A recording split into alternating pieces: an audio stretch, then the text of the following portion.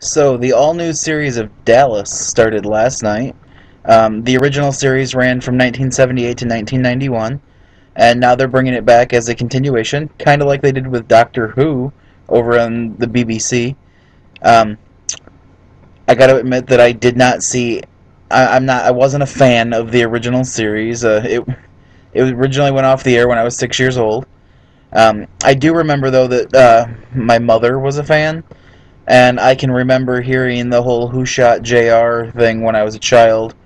Obviously, I don't remember watching the episodes, but I can remember the cultural phenomena that it was to a certain extent. In the new series, some of those iconic characters, JR, Bobby, and Sue Ellen, are all back among the Ewing clan. And then there's a new generation that brings in, John Ross, the third, which I'm a little confused on because JR was a junior, his son is the third, but the grandfather's actual name was Jacques. It's very confusing. But he's one of the new characters. And then his cousin Christopher, which is Bobby's son, is actually adopted.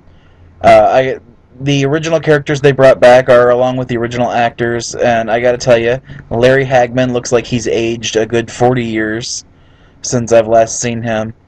Patrick Duffy, however, who plays Bobby, doesn't look like he's aged since Step by Step went off the air in the mid '90s.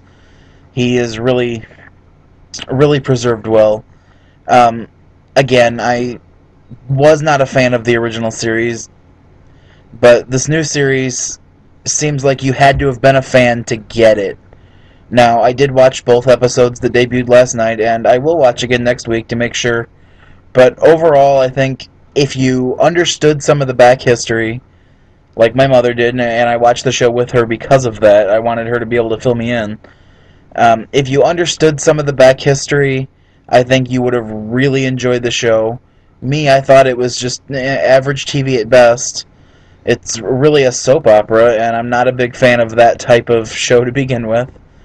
But lots of things like, as my mother explained it to me last night, watch the show, enjoy the show, don't try to understand the show. They're going to do what they're going to do to advance the storyline, and it doesn't matter if it fits continuity-wise with what they've done in the past or what they might want to do in the future. They just do whatever they want to do. Overall, I'd give the premiere a solid B based solely on being a new show. I can't judge it off the past. But I'd give it a solid B, and like I said, I'll definitely tune in again.